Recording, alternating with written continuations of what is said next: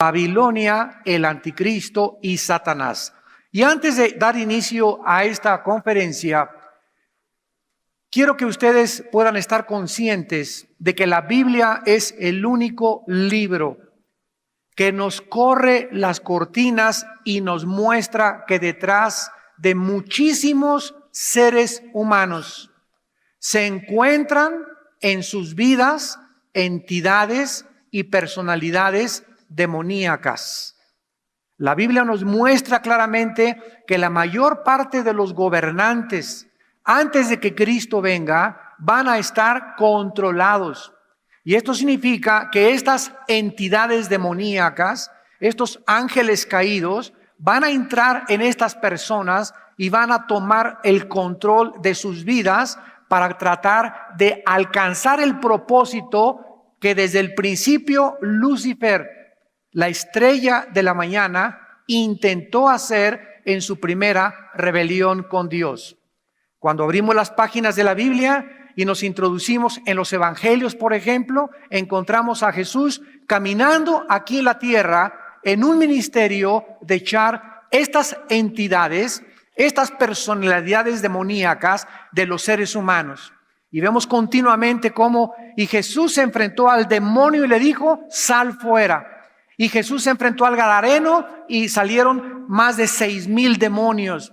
Y se metieron a los puercos, y estas entidades demoníacas se meten en los animales, engañan al mundo entero, a los gobernantes, a los filósofos, a la ciencia, a la medicina, etcétera, etcétera, porque es su principal propósito: desviar a la humanidad de la cruz.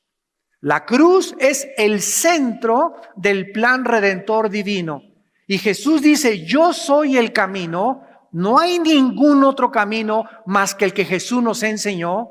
Yo soy la verdad. No hay ninguna otra verdad más que la que se encuentra en la persona de Jesucristo. Y yo soy la vida eterna. No se puede encontrar la manera de vivir después de esta vida más que recibiendo a Jesucristo como nuestro Señor y nuestro Salvador. Aquí en el capítulo 14 de Isaías, Satanás se esconde detrás de la personalidad de un rey. Y no es coincidencia que sea precisamente el rey de Babilonia. Dice el versículo 4, pronunciarás este proverbio contra el rey de Babilonia. ¿Por qué? Porque Babilonia, de acuerdo a la Biblia, lo que es actualmente Irak, la nación donde se encuentran más de 150,000 soldados norteamericanos y de otras naciones, la que está causando el cúmulo, donde se encuentra uno de los yacimientos y productores de petróleo más grande de la humanidad. La Biblia profetizó, damas y caballeros, hace más de 25 o 30 siglos, que Irak, antes de que Cristo regresara, se volvería a convertir en la primera nación, encabezando todos los periódicos, volviendo a resurgir de las cenizas, y de ahí, de Irak, se convertirá esta nación en los cuarteles generales del anticristo. Porque es Babilonia, lo que es ahorita Irak, donde se originó el primer pecado, donde se fundó la civilización humana, donde Satanás geográficamente escogió ese lugar para poner desde ahí, como un trampolín, como una catapulta, su proyecto para poder alcanzar a las naciones a través del ocultismo, la astrología, la brujería, la quiromancia y todas estas ciencias ocultas. Todas tienen su origen en Babilonia. Y vemos al acabar la Biblia en Apocalipsis 18 de qué forma esta ciudad, que se va a volver a levantar tal vez en Bagdad, cerca del río Tigris, donde se encuentran, de acuerdo a Apocalipsis 9, 4 ángeles de los más peligrosos, más crueles, más sanguinarios y más fuertes de Satanás, se encuentran atados junto al río Tigris ahí, y el río Éufrates, esperando ser desatados con el permiso de Dios para destruir a la mayor parte de la humanidad en la gran batalla final, o en la tercera guerra mundial llamada la batalla del Armagedón. Vemos en este pasaje de qué forma el Espíritu Santo nos va a comenzar a revelar la personalidad y el carácter de este ente demoníaco, y vamos a profundizar viendo de qué forma Él ha tratado a través de la historia de cegar el entendimiento. Dice 2 Corintios 4:4, el Dios de este siglo. Así se le llama a Satanás, uno de los dioses que el mundo adora como Dios sin que se den cuenta que es Satanás.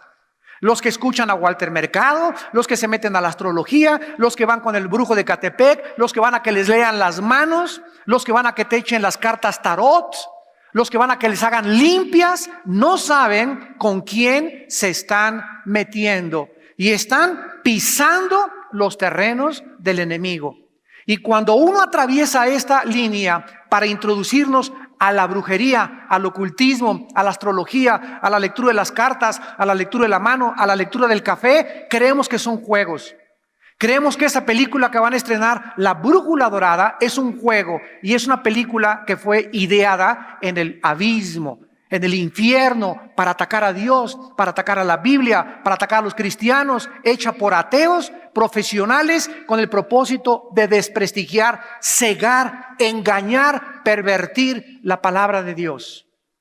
Amados santos, el ataque está duro y estamos siendo bombardeados no solamente por pornografía e inmoralidad, estamos siendo bombardeados filosóficamente por ideas destructivas, por espíritus engañadores. Y este ser que se encuentra aquí escondido, lo vamos a comenzar a desenmascarar. En el versículo 3 en adelante, encontramos un pasaje que nos habla y nos sitúa exactamente en el tiempo en el que Israel va a comenzar a descansar de la opresión del anticristo. Y en el día que Jehová te dé reposo de tu trabajo y de tu temor y de la dura servidumbre en que te hicieron servir. Aquí se profetiza un tiempo en el que Dios por fin les dará descanso a los judíos. Y dice así, pronunciarás este proverbio contra el rey de Babilonia y dirás, ¿cómo paró el opresor? Esta palabra opresor, agaz, nagaz en el hebreo, significa dictador. El anticristo va a ser un dictador, el rey de los dictadores. ¿Cómo paró? O sea, ¿cómo terminó? ¿Cómo acabó el opresor? ¿Y cómo terminó? ¿Cómo acabó la ciudad codiciosa de oro? Que en el Apocalipsis 18 nos describe el Espíritu Santo, se refiere a Babilonia. Quebrantó Jehová el báculo de los impíos, el cetro de los señores. Dios, cuando venga en la persona de Cristo, acabará con los reinados humanos, terminará con las dictaduras, terminará con todos esos gobernantes que a través de la historia y antes de que venga Cristo, lo único que quieren hacer es controlar, enseñorearse y buscar sus propios intereses. Él quería a los pueblos con furor, con llaga permanente, el que se enseñoreaba de las naciones con ira y las perseguía con igualdad. Vemos en primer lugar que el Espíritu Santo está hablando de un tiempo de reposo para Israel. Versículo 3, el día que Jehová te dé reposo, y desde 1948, desde el 14 de mayo del 48 hasta nuestros días en el siglo XXI, febrero del 2008, nunca Israel ha podido desarmarse.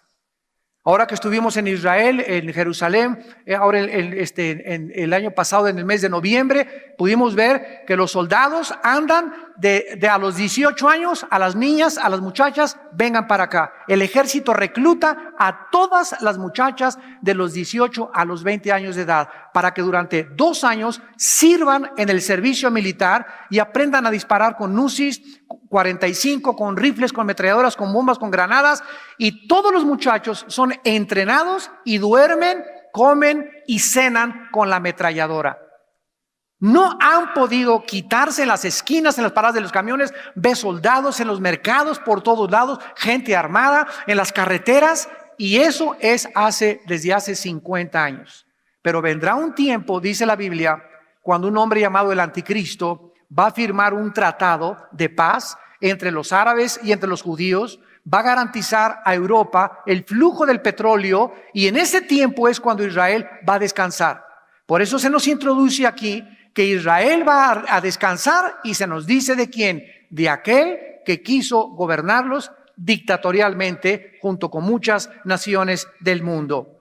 Se le describe en el versículo 5 y 6 al anticristo como el que quebrantó, el que hería a los pueblos con furor, el que se enseñoreaba de las naciones con ira y las perseguía con crueldad. Si nosotros vamos al Apocalipsis capítulo 13, en el Nuevo Testamento, encontramos el paralelismo que existe entre la descripción de Isaías y la descripción del apóstol Juan en el libro de Apocalipsis. Dice Apocalipsis 13, versículo 2, hablando del mismo personaje escondido detrás del rey de Babilonia, que se llama el anticristo. Y la bestia que vi era semejante a un leopardo, sus pies como de oso, su boca como de león, y el dragón, sabemos en Apocalipsis 12 antes, que el dragón es Satanás. Así que la Biblia no es de interpretación privada para que digamos nosotros qué quiere decir. La Biblia se interpreta a sí misma. Y este leopardo, oso y león, si tú lees Daniel 7, ahí los vas a encontrar, que representan a tres naciones: a Irak, representa a Grecia y representa al antiguo imperio romano. Entonces el dragón va a conquistar y va a gobernar la nueva Europa y el Medio Oriente y el norte de África. Y dice la Biblia que el anticristo tendrá un poder satánico. El dragón le dio su poder a un ser humano. Satanás tiene la capacidad de dotar de poderes a los faquires para que caminen sobre la lumbre y no se quemen los pies. Satanás tiene la facultad de hacer que una persona se atraviese cosas y sea insensible al dolor. Satanás tiene el poder para hacerte aparecer una imagen o un santo, o pintar algo en una pared, o hacer que pasen cosas como objetos voladores no identificados y que la gente se quede así con la babota: los extraterrestres, cuando los ovnis son materializaciones de la energía satánica. Cuando comiences a estudiar la Biblia profundamente, te vas a dar cuenta el poder tan grande que tiene Satanás de hacer señales, milagros y prodigios mentirosos. Y los que son engañados son todos aquellos, aún cristianos, que no viven de rodillas, que no viven llenos del Espíritu Santo, y que con el cúmulo de señales y milagros con que el mundo será rodeado, van a ser los mismos escogidos, engañados por los prodigios mentirosos de Satanás. El dragón le dio su poder. Imagínense nada más, el poder de Satanás se lo entrega a su pieza maestra. El arte más grande de Satanás no fue Hitler, ni Nerón, ni Saddam Hussein, ni los Césares romanos. La pieza más grande de arte de Satanás será el personaje, el futuro dictador mundial, conocido como el anticristo. Y dice a continuación la Biblia: le dio su trono y le dio grande autoridad. Dice el versículo 5, también se le dio boca que hablaba grandes cosas y blasfemias, y se le dio autoridad para actuar 42 meses, o sea, 3 años y medio. El anticristo no va a gobernar 7 años, ni 10 años, solo 3 años y medio va a gobernar el mundo el anticristo, porque exactamente fueron 3 años y medio el ministerio de Jesucristo. Él viene a imitar el ministerio de Cristo. Cristo hizo señales y milagros por el Espíritu Santo. Él va a hacer señales y milagros por la mano de Satanás. Cristo duró 3 años y medio. Va a durar 3 años y medio. Por lo cual los judíos van a ser engañados como él, el falso Mesías. Él es imitador, él es engañador, y él no tiene absolutamente nada original. Dice el versículo 8, y lo adoraron todos los moradores de la tierra, cuyos nombres no estaban escritos en el libro de la vida del Cordero, que fue inmolado desde el principio del mundo. ¿Quiénes van a decirle a Satanás y al anticristo: ¡Hi Hitler! ¡Hi anticristo! Tú eres el rey. Tú eres el hombre que esperábamos. Tú eres el que has venido a resolver los problemas del hambre, de la pobreza, de la democracia, del socialismo, del comunismo. Tú eres el hombre que estamos hace mucho esperando. Tú eres el candidato por el cual debemos de votar. ¿Quién como tú? Y todos aquellos que adoren al anticristo, dice la Biblia, ninguno de ellos estaba escrito en el libro de la vida. Y cuando tú recibiste a Cristo y cuando yo recibí a Cristo, nuestros nombres fueron escritos en el libro de la vida. Y dice en Apocalipsis 3, no serán borrados. ¿Por qué no serán borrados? Porque hemos sido sellados con el Espíritu Santo hasta el día, Efesios 1, 13 y 14, de la resurrección de nuestros cuerpos. Nada nos podrá separar nunca del amor de Dios. Dios es el que murió. ¿Quién nos condenará? ¿Quién podrá juzgar a los escogidos de Dios cuando Cristo es el que murió, el que resucitó, el que está sentado junto al Padre y el que vive para interceder por nosotros cuando caigamos o cuando nos apartamos de la fe?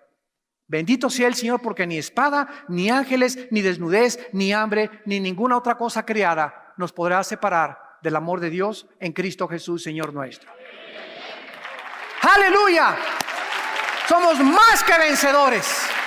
Más que vencedores. Y dice el versículo 16 y 17 de Apocalipsis 13, 16 y 17. Vean ustedes a dónde va a llegar el anticristo. Y hacía, aquí vemos el poder de controlar a la fuerza. Esto nos habla de un poder que va a usar él a través de la fuerza, de la imposición del ejército, de la fuerza militar también, tal vez, que todos, pequeños y grandes, ricos y pobres, libres y esclavos, se les pusiera una marca en la mano derecha o en la frente. Hace aproximadamente 4 años se juntaron todas las compañías electrónicas del mundo y ahorita está ya en internet. Y la única que ganó el premio para poder discernir y distinguir dónde se podría introducir un chip a los seres humanos del tamaño de un grano de arroz.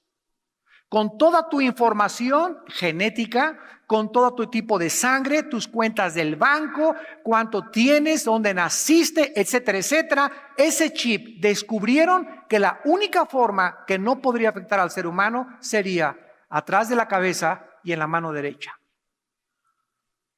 Y hace 2000 años la Biblia profetizó que exactamente en la mano y en la frente o en la cabeza tendrían la marca del anticristo. Esta marca, ahora lo sabemos, va a ser un chip con el cual el mundo va a tratar de controlar a los seres humanos. Ya no vas a necesitar tarjetas de crédito, ya no vas a necesitar dinero en efectivo, vas a llegar al banco, van a tener luces ultravioleta, vas a pasar tu mano, inmediatamente te la escanea, así como escanean los códigos de barras y en las latas y en la comida, va a escanear tu mano con tu chip, inmediatamente le va a decir al abarrotero cuánto tu cuenta de banco, te deducen y te sacan de la cuenta de banco lo que tú estás consumiendo. Quieres sacar dinero, lo mismo con el chip que tienes en tu mano o en tu cabeza, y la forma como el anticristo controlará al mundo será a través de esta marca. ¿Cómo es posible? Pregunto, que hace 2000 años pudiera alguien haber profetizado que llegaría el momento en la historia humana en la que alguien podría controlar al ser humano si no se hubieran inventado las computadoras? Esto es únicamente posible a través de las computadoras. Y hace 2000 años en la Biblia, ¿tú qué dices que la Biblia fue hecha por hombres? Échate ese trompo a la uña. Regresamos a Isaías y vemos en el versículo 7 y 8 la condición futura del planeta cuando Cristo regrese. A Isaías 14, versículos 7 y 8. Toda la tierra está en reposo y en paz se cantaron alabanza. Por fin la tierra es vista, es proyectada como en paz finalmente. Aún los cipreses se regocijaron a causa de ti, y los cedros del Líbano diciendo, desde que tú pereciste. Y ese tú, hazle un círculo rojo al tú, porque ese tú es el anticristo. Desde que tú te moriste, no ha subido cortador. La palabra cortador es destruidor, o el que nos acababa contra nosotros. Vemos que en Romanos 8, Pablo describe la misma situación, porque la creación misma, dice Romanos 8, gime y está con dolores de parto. ¿A quién está hablando aquí que se van a regocijar? ¿A Santa Catarina? ¿A San Crisóstomo? No, vamos a volver a leerle los cedros del Líbano y los cipreses, o sea, los árboles. La creación va a gritar y va a expresar alegría. Y ahora la ciencia nos dice que las plantas responden a la música. ¿Cuál es la estructura que pudo haber en la vida vegetal? Y en la vida animal, sabemos que en la vida animal hay alma, porque los animales tienen alma, no tienen espíritu, pero tienen alma, se gozan, los perros se entristecen, los caballos se alegran, se enojan, tienen sentimientos, tienen emociones, y las plantas, aunque no vemos nada, de alguna manera reaccionan al medio ambiente. Y esto es tan profundo que solo la Biblia nos los revela. Pero dice Romanos que la creación está esperando que Jesucristo regrese para poder descansar y dejar de llorar. Y los árboles no se van a marchitar, las rosas no tendrán espina, los leones no tendrán ferocidad, las plantas podrán vivir eternamente como el jardín del Edén. Toda la ecología del mundo entero será transformada el día que el Hijo de Dios regrese a establecer su reino en esta tierra. Y a continuación dice aquí mismo en Isaías los siguientes versículos, que esta será la condición del reino milenial. ¿Qué le pasará al anticristo? Y nos describe en el versículo 9 al 11 algo tremendo, fascinante del mundo de las prisiones invisibles, eternas que se encuentran en donde creen. En el centro de la tierra. Aquí en el centro de nuestro planeta se encuentra el Sheol, se encuentra el abismo, se encuentra el Abadón, donde están encerrados los ángeles que cayeron en la rebelión satánica. El infierno no tiene un solo demonio. El infierno están solamente los espíritus humanos que están esperando resucitar después de los 1000 años de Cristo para presentarse al juicio del gran trono blanco, Apocalipsis 20 del 11 al 15. Junto al infierno está otro lugar que se llama el abismo. Y el abismo es la prisión de los demonios. Ahí sí están los demonios. Y tienen a un ángel llamado el destructor, el Abadón, que se encuentra en Apocalipsis 9. Y después tenemos otra prisión mucho más abajo del Sheol y del abismo, que es donde están prisiones de oscuridad, donde se encuentran los ángeles que en Génesis capítulo 6 se mezclaron con mujeres humanas, pervirtieron la genética, produjeron gigantes de casi 3,50, 4 metros de altura, con 12 dedos en los pies y 12 dedos en las manos. Y estos son los que se encuentran en el lugar que se llama las prisiones eternas de oscuridad. La Biblia nos revela algo maravilloso de lo que sucederá cuando el anticristo descienda a la tumba. Vean ustedes que después de morir sigue la vida. Dice el versículo 9, el Sheol abajo se espantó de ti. O sea, cuando comience a bajar el espíritu del anticristo, ya muerto, pero su espíritu sigue vivo, al Sheol, todos los que estén ahí se van a espantar. Y van a decir, ¿eres tú el Juan Camaney? ¿Eras tú el que traías a todo el mundo como loco? ¿Eras tú el que hiciste que se hincaran los seres humanos delante de ti? ¿Eres tú el que destruiste a las naciones? ¿Eras tú? Pero si te vemos y no vales ni un cacahuate. Ahora, el Sheol, pongan atención, es una palabra hebrea, Sheol, que significa lugar de los muertos o lugar de la sepultura. En el Antiguo Testamento, todos los muertos, tanto los buenos como los malos, descendían al Sheol. En el Antiguo Testamento no existía la revelación de qué había, cómo se movían, cómo estaba formado el lugar de los muertos, más que ahí bajaban todos los buenos y los malos. Cristo viene al mundo y en una historia que no es parábola del rico y de Lázaro, Cristo nos corre las cortinas y nos revela que el Sheol es la palabra que se tradujo en el griego Hades, con H, Hades. Y ese Hades es la palabra que se tradujo Sheol en la versión de la Septuaginta, cuando tradujeron del hebreo al griego el Antiguo Testamento, le pusieron a la palabra Sheol, en el Nuevo Testamento le pusieron Hades. Pero Cristo dice que ese lugar donde descendían los muertos estaba dividido. Había una grande barda o una grande cima y los del infierno estaban allá y todos los justos estaban de este lado. Cuando murió el mendigo en la historia de Cristo, ¿verdad? Lázaro estaba del otro lado y el mendigo estaba del otro lado, y los que están en el infierno se podían oír sus gritos, se podían oír que tienen conciencia, estaban lamentándose de por qué no creyeron al evangelio, y los que estaban aquí no podían pasar allá, ni quien quisiera pasar, ¿verdad? Ni de los de allá podían pasar para acá. Cuando Cristo resucita, dice Efesios capítulo 4, que descendiendo abajo al Sheol, se llevó a los cautivos al cielo. Descendiendo se llevó a los cautivos a la cautividad. Cuando Cristo desciende al centro de la tierra, su cuerpo se quedó ahí en la tumba, acostado. Ahí estaba el cuerpo de Cristo. Su espíritu se sale de Cristo con su alma y baja Cristo en su espíritu al centro de la tierra. Dice 1 Pedro 3, a proclamarles, a anunciarles su victoria en la cruz contra el pecado y contra Satanás. Y después de que Cristo resucita, a todos los que estaban desde Adán, Abraham, David, Daniel, Isaías, todos los que se encontraban en el lado del paraíso o del seno de Abraham, se los lleva a todos en su resurrección. Y cuando llega Cristo al cielo, donde lo están esperando los querubines y los serafines, Él entra con toda esa grande multitud de justos y de santos, porque ahora sí podían entrar y presentarse y ver a Dios, porque la sangre había sido derramada en el lugar santísimo. Gloria a su nombre. Y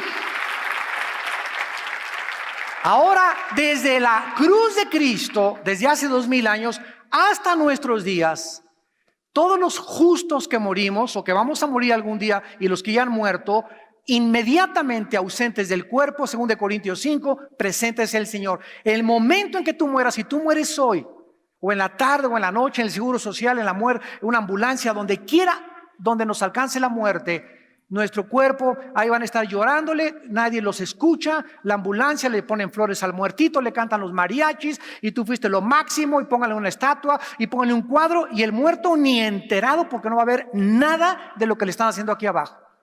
Nos vamos inmediatamente a la presencia de Dios. Vienen los ángeles por nosotros para llevarnos a la presencia de Dios, para llegar al cielo, donde Jesús nos dará amplia y generosa entrada al reino de su Padre. Gracias, Señor. Ven pronto, Jesús. Ven pronto, Jesús.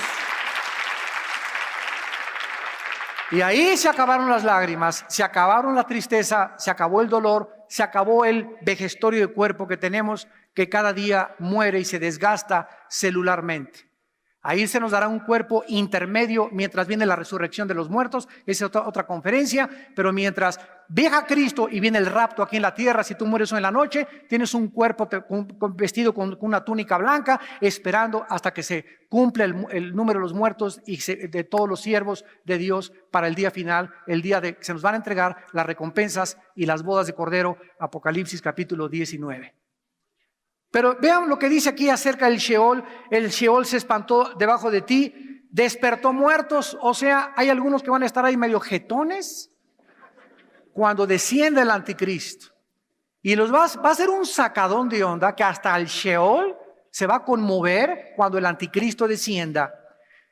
En tu venida salieron a recibirte, hizo levantar de sus sillas a los príncipes de la tierra y a los reyes de las naciones. ¿Quiénes están ahí? Los gobernantes principalmente. Aún en la vida tenían dinero y casas y castillos y quisieron vivir para ellos, etcétera, etcétera. Damas y caballeros, señores gobernantes, magistrados, jueces, políticos, candidatos a la presidencia, presidentes del mundo, escuchen la palabra de Dios. Viene el día del juicio para ustedes. Viene el día de la paga para todos ustedes que quisieron aprovecharse de su posición gobernando al mundo o gobernando su nación y sometiendo a las personas bajo una dictadura y bajo el control del gobierno y no beneficiando al pueblo con la libertad que el pueblo y la libertad que Dios nos dio. Viene el día del juicio. Todos aquellos jueces, abogados que se vendieron, que por la lana metieron a la viejita a la cárcel de mujeres y dejaron que se fuera Juan Camaney, para que los pirruris siguieran siendo pirruris y los pobres siguieran siendo pobres. Vemos mucha desigualdad, muchas injusticias y clamamos por ella. Y cuando venga Cristo, se acabó eso. Viene el día de la paga. Y entonces los que estaban riendo van a llorar. Y nosotros se acabará el lloro y la tristeza, porque al amanecer vendrá la alegría, la danza, y con pandero y arpa alabaremos a Dios por todos los siglos.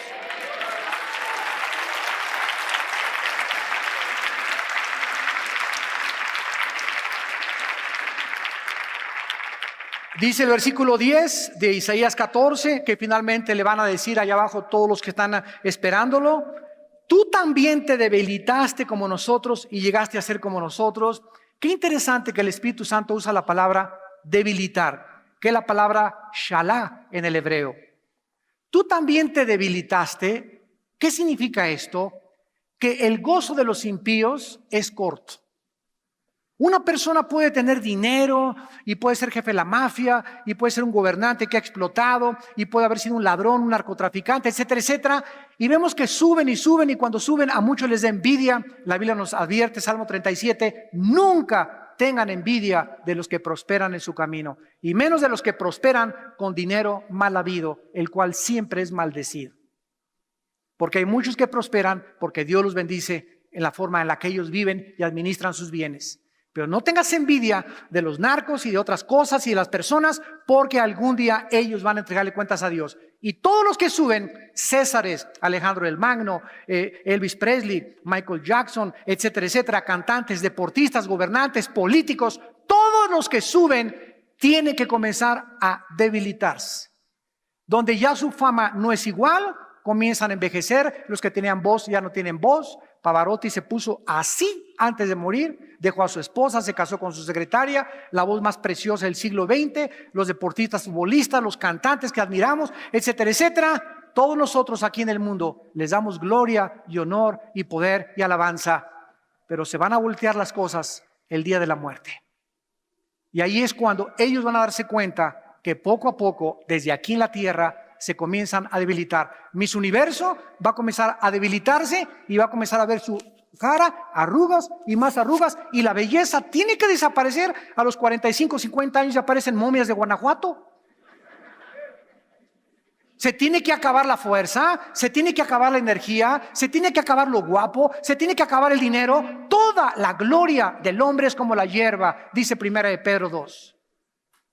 Y así como la hierba alcanza su máximo y sale la flor, en la tarde tiene que secarse. Porque esa es la realidad de la vida. Todos tenemos que ir poco a poco debilitándonos, envejeciendo, pero viene el día en el que Cristo nos va a recibir. Entonces, este es el día que hizo el Señor. Nos alegraremos en Él. Ahora en los versículos del 12 al 14, haciendo un paréntesis, el Espíritu Santo entre el rey de Babilonia y el anticristo, se introduce a Lucifer, que es el que está escondido, como ya lo vimos en Apocalipsis, detrás del anticristo, y como es el que está escondido detrás de los principales gobernantes y dictadores del mundo.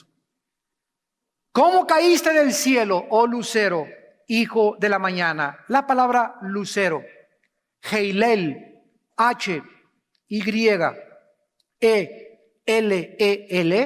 significa el lucero de la mañana. Significa algo tremendo, porque es el mismo título que se le da a Cristo, el lucero de la mañana. Increíble. Satanás era un lucero, era un ser perfecto, maravilloso, sabio, guapísimo. No hay un Mister Universo, no hay un artista, no hay un ángel, no hay un querubín, no hay nadie en la creación tan perfecto, tan sabio, tan poderoso, tan cerca de Dios como este ente que se le llamó Lucero o Lucifer. Y él estaba en el cielo con Dios y dirigía la alabanza de Dios. Lo vamos a ver en Ezequiel 28. Y él era el que se acercaba e introducía la alabanza y los ángeles y los querubines maravillosos ante el Dios todopoderoso. Y ese ser que estuvo tan cerca de Dios quiso ser igual a Dios. Y la raíz del pecado de Satanás fue, como lo vamos a ver, la soberbia. La soberbia es la raíz de todos nuestros pecados. ¿Por qué? Porque comenzamos a pecar cuando comenzamos a pensar que no necesitamos a Dios. Esa es la soberbia. La soberbia no es andar así, esa es arrogancia, presumido, voluptuoso, pirruris, vanidoso. La soberbia es que pasen 3 días en tu vida y que no hayas leído la Biblia, ni te hayas hincado para tener comunión con Dios. Porque esa actitud tuya no la necesito. No necesito orar. Y tomas decisiones sin consultar a Dios, viajas sin consultar a Dios, te casas sin consultar a Dios, haces negocios sin consultar a Dios, no tienes contacto con Dios con su palabra. ¿Por qué? Porque crees que eres Dios.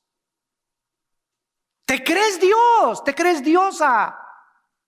¿Y qué dice la Biblia? Que separados de Él, ¿qué es nada? Nada. Cero. Lo necesitamos tanto a Dios, que debemos llegar, como dice el Salmo, como el siervo clama por las aguas. Oh Dios, tengo sed de ti. No quiero saber nada más que estar en tu presencia y en tus atrios. No quiero saber nada más que saber que estoy bajo tu bendición y tu voluntad. No quiero saber nada absolutamente, Señor, más que las cosas que estoy haciendo te están agradando. Sean los dichos de mi boca y mis palabras agradables delante de tu presencia, Señor. Que tu temor, oh Dios, esté en mi corazón. No quiero pecar. No quiero hacer nada, Señor, que te ofenda. No quiero hacer nada que me separe de ti. No quiero tener pensamientos que puedan alejarme de tu presencia o hacerme creer que soy suficiente sin tomarte en cuenta en mis caminos. Ese es el corazón y esa es el alma de una persona que vive en humildad.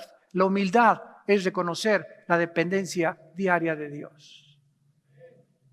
Y Satanás es el que ha hecho creerle a la humanidad que podemos vivir sin Dios. Come, diviértete, gózate, amontona dinero, alcanza la fama, el poder, que mañana vas a morir. Eso es lo que la Biblia le llama la carne. La carne es temporal. La carne solamente quiere gozarse, comer, divertirse y vivir para esta vida. Pero hay algo entre nosotros que es eterno. Y el Espíritu me dice, no le hagas caso a tu carne, Armando. Hay valores y recompensas mucho más grandes que las que el mundo te está ofreciendo. Lo mismo le ofreció a Cristo Satanás. Híncate, le dijo Satanás, a Cristo y te doy los reinos de él y la gloria y el mundo y lo que quieras en esta vida. Pero ese es el precio que finalmente se paga. Se comienza a debilitar. Y esa gente acaba siempre, al final de sus vidas, loca. Acaban en un psiquiátrico, acaban totalmente descabellados, acaban porque la paga del pecado es la muerte. ¿Y cómo acabó Pablo? He acabado la carrera, he echado mano de la vida eterna. Y ahí está oyendo Pablo en la prisión del Coliseo Romano, los leones. Toda la noche soñó con los leones y vio a los leones y en la mañana lo iban a echar a los leones. Y en lugar de que Pablo, parece vivido, hay mucha gente que hizo más lana que yo y no le fue como a mí. Y ahora estoy en esta prisión húmeda, oscura, ni los hermanos ni los brodis me vienen aquí a traerme ni tortas, ni lonche, ni nada. Nadie me visita. Y estaba lamándose las heridas Pablo. Así es el autolástima que tuvo Pablo. Se lamió sus heridas ahí en la prisión. Él sabía que iba a venir un león y le iba a arrancar la cabeza de una mordida, o le iba a atacar la yugular y se iba a morir en 30 segundos desangrado por la mordida de un tigre o de un león. Pero él sabía que el momento en que su cuerpo cayera desangrado en la tierra, su espíritu iba a salir y su Padre y Jesucristo, a quien había servido durante la mayor parte de su vida, lo iba a recibir para vivir eternamente con él. Me está esperando la corona de justicia, dijo Pablo. ¿Qué diferencia tan grande en cómo la Biblia relata y describe la muerte de sus santos? Cómo murió Job lleno y lleno de vida. Abraham murió lleno de vida y bendito. David murió, hasta una chamaquita le pusieron para que durmiera con él antes de acostarse David. El chingüengüechón, rabo verde, ¿verdad?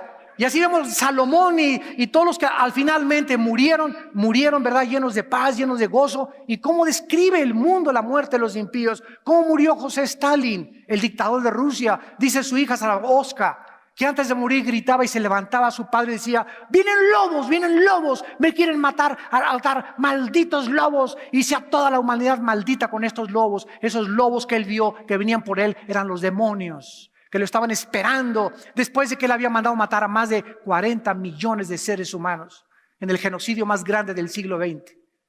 ¿Cómo murió Jean-Paul Sartre, el gran filósofo padre del existencialismo, en 1966-67? ¿Cómo murió Sartre? Dice su secretaria que antes de morir dijo: toda mi vida he sido ateo, el padre del existencialismo. Toda mi vida he perseguido a un ser, a un Dios que yo he negado. Realmente he sido un tonto porque he gastado mi vida en alguien que no existe. Su vida fue una contradicción filosófica. Se la pasó luchando contra alguien que no existe. Si no existió, entonces peleó contra la nada. ¿Y cómo murió Sigmund Freud? Se levantaba en la mañana Sigmund Freud, a las 2 de la mañana, dice su esposa, sudando, empapado en sudor: vienen por mí. Y veía apariciones. ¿Cómo murió Hitler? Con apariciones también que venían por él. Pero los santos, ¿cómo mueren? En paz, en tranquilidad, sabiendo que tenemos algo delante de nosotros, porque el morir para nosotros, el vivir es Cristo y el morir es ganancia.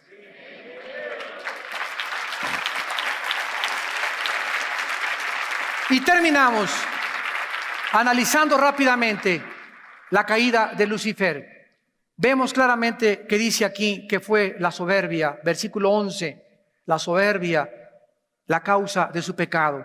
Versículo 12, cayó del cielo, hijo de la mañana, cortado fuiste por tierra, tú que debilitabas a las naciones. ¿Quién estaba detrás de los dictadores, detrás de los gobernantes impíos? Satanás. A través de ellos debilitaba a las naciones. Causaba revoluciones, causaba incertidumbre en la población, causaba golpes de estado, causaba genocidios, ensoberbecía a los dictadores para que mandaran matar y nadie más que ellos en esa nación fuera su ley. El que se encontraba detrás era Satanás. Tú que decías en tu corazón: subiré al cielo, junto a las estrellas levantaré mi trono, y en el monte me sentaré a los lados del norte. Notemos los 5 verbos trágicos: subiré, levantaré, me sentaré, subiré y seré. Ahí se encuentra escondida toda la filosofía de la maldad, la soberbia.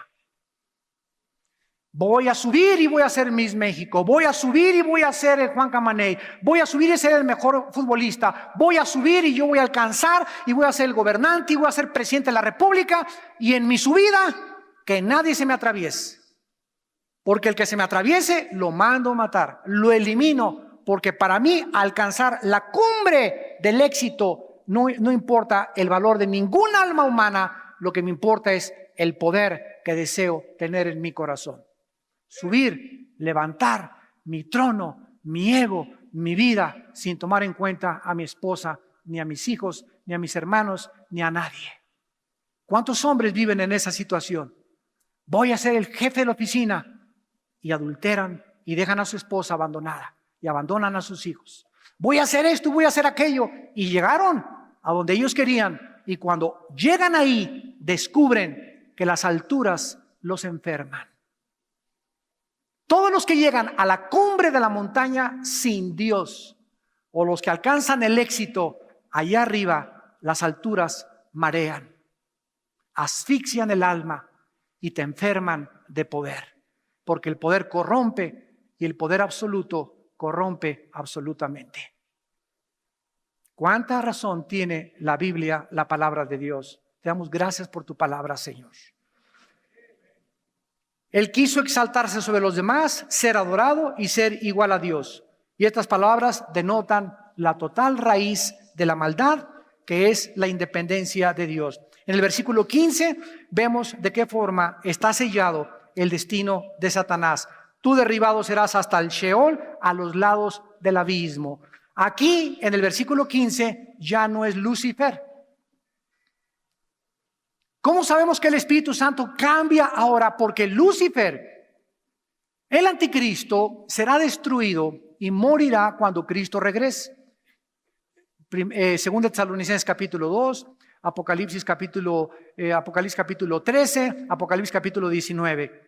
Cuando Cristo venga, el anticristo y el falso profeta van a desaparecer, pero el Satanás va a seguir vivito y coleando, y van a pasar 1000 años, el anticristo muere y van a pasar 1000 años, y Satanás va a ser desatado. Apocalipsis 20, de su prisión no está muerto, y Satanás baja otra vez a engañar al mundo, y cuando Satanás sea lanzado, Apocalipsis 20, al lago de fuego, ya van a estar ahí, dice Apocalipsis 20, el anticristo y el falso profeta.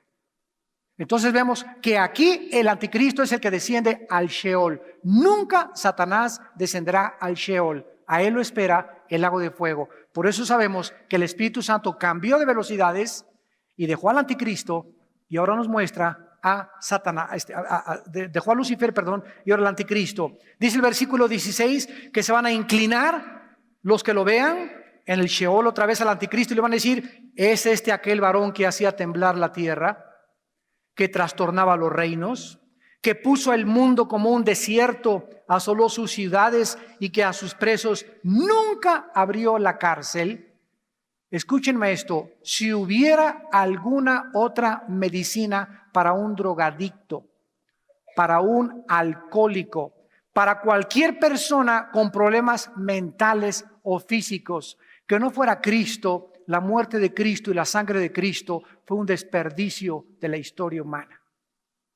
Cuando Jesús inició su ministerio en Lucas 4, dijo: el Espíritu de Jehová está sobre mí, me ha ungido el Señor para dar buenas noticias a los pobres, sanar a los quebrantados de corazón, poner en libertad a los cautivos, abrir las prisiones a los oprimidos, vista a los ciegos y predicar el año agradable del Señor. Los psiquiatras y todos los psicólogos que no son cristianos, con mucho respeto lo digo a los que sean profesionistas en esta área, no tienen, escúchenme muy bien, un psiquiatra no tiene el método o la medicina o la terapia adecuada para cambiar a un esquizofrénico, a un psicótico, a un paranoico, a un maníaco repulsivo, etcétera, etcétera, porque la única medicina que tienen son los chochos. Y para manejar a un psicótico y a un enfermo con neurosis o con esquizofrenia, le tienen que dar pastillas tranquilizantes a fuerza, porque los mantienen controlados con drogas inorgánicas. Nosotros somos seres orgánicos. Y esa persona no puede toda su vida andar enchochado. Y cuando esa persona sale y no cambia, lo internan a un hospital psiquiátrico.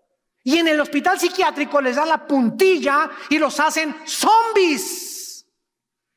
Y ves, yo he ido a hospitales psiquiátricos y andan así. Y creemos que están locos, están enchochados.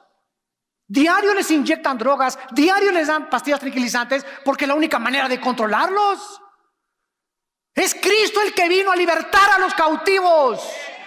Es Cristo el que nos vino a dar la libertad. Es Cristo el que nos abrió la cárcel. Solo la sangre de Cristo puede sanar a una persona enferma mentalmente y sacarle a los demonios que se le metieron por causa de haberlo abandonado y por causa de su pecado. Es Cristo el que murió en la cruz. Para eso bajó el Hijo de Dios, a abrir las puertas de los cautivos. Nadie, ninguna medicina, ni psiquiátrica, ni ciencia, nadie te puede hacer libre más que el Hijo de Dios. Y cuando el Hijo os libertare, seréis verdaderamente libres.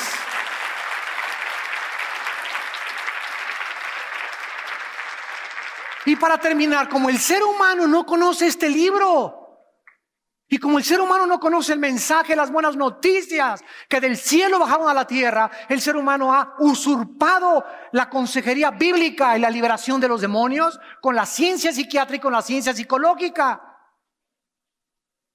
Entonces vino Freud y comenzó a ser el padre del psicoanálisis y comenzaron a introducirse cosas inventadas por hombres. Pero viene el Hijo de Dios que nos conoce, Él es el que nos creó.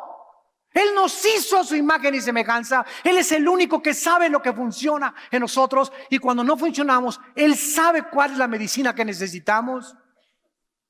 Entonces hay pobres psiquiatras y pobres psicólogos, ¿verdad? Porque no conocen la Biblia, no tienen otra manera de poder usar una terapia. Porque el problema del hombre no es psíquico, trasciende la psique, el problema humano. El problema humano está en el espíritu. El problema y la raíz siempre es espiritual. Si una persona comienza a delirar y comienza a tener una conducta anormal, es porque su mente está afectada por un problema más profundo que es espiritual. Y el Espíritu es el único que Jesús puede, a través del Espíritu Santo, sanar en tu vida en esta mañana. Yo les invito a todos ustedes, también ustedes que nos ven por la televisión, que esta mañana hagan la paz con Dios. El día del juicio se acerca. Los gobernantes algún día enfrentarán el juicio de Dios. Los que hicieron el mal y se convirtieron en dictadores de las naciones. Todas las personas, ya sea campesinos, pobres, profesionistas, etcétera, etcétera, algún día le van a dar cuentas a Dios y al juez de la humanidad, que es el Hijo de Dios, Jesucristo. La Biblia dice que Dios mandó a su Hijo y en que siendo aún pecadores, Cristo murió por nosotros. Al que no conoció pecado, por nosotros se hizo pecado, para que nosotros fuésemos hechos la justicia de Dios en él. Mas el herido fue por nuestras rebeliones, molido por nuestros pecados. Muchas películas han pasado a Cristo despedazado en la cruz, ensangrentado, y esto nos hace cobrar realidad de que no fue fácil que nosotros tuviéramos esta libertad que gozamos ahora en el siglo XXI. Gracias a todo lo que físicamente sufrió Jesucristo en una cruz y entregó el Espíritu a su Padre, pero nuestra salvación le costó a Él su vida, sus sufrimientos y el rechazo del mundo entero. Y tú en esta mañana tienes que entender algo: no eres Dios. No eres Dios, no eres Dios, no eres Dios. Eres un ser humano que fue creado por Dios y que vas a encontrar tu propósito y significado para vivir en la persona de Jesús.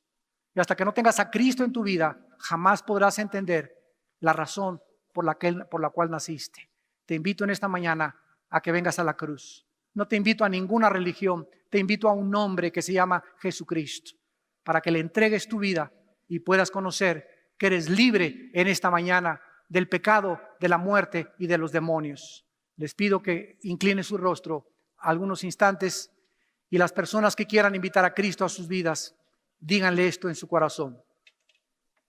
Señor, en esta mañana he cobrado conciencia, he entendido que no soy Dios, que no soy diosa, que te necesito profundamente en mi vida y que separado de ti nunca podré jamás alcanzar el significado y el propósito por el cual nací. Señor Jesucristo, creo que en la cruz fuiste hecho pedazos con los clavos que te pusieron, los látigos en tu costado y en tu pecho, las espinas en tu cabeza y la sangre que corría por tu cuerpo, para que con esa vida que está en la sangre tú me pudieras perdonar y lavar de todos mis pecados. Me arrepiento de todo corazón de mi vida, de manejar mi vida como un Dios, como una diosa, y te pido que entres a mi corazón como mi Señor y mi Salvador. En el nombre de Jesús. Amén.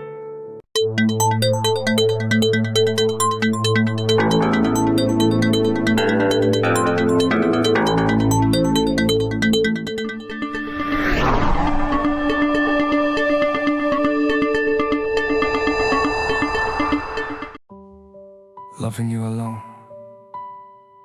feels so beautiful, and yet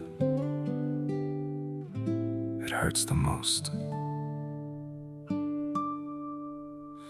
You became my quiet sunrise, the dream I never dared to say. Every smile you gave so freely took my breath a little away. I held this love like fragile glass, so precious, soft and true. But every beat inside my heart was only reaching out to you.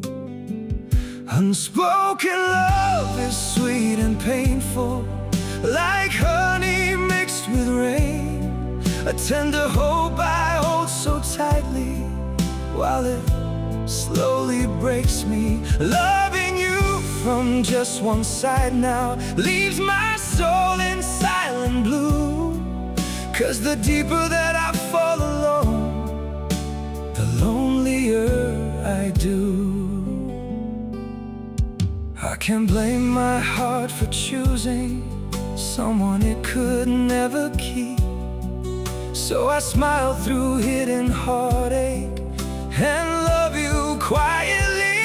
Unspoken love is sweet and painful, like honey mixed with rain. A tender hope I hold so tightly, while it slowly breaks me. Loving you from just one side now leaves my soul in silent blue. 'Cause the deeper that I fall alone, the lonelier I do.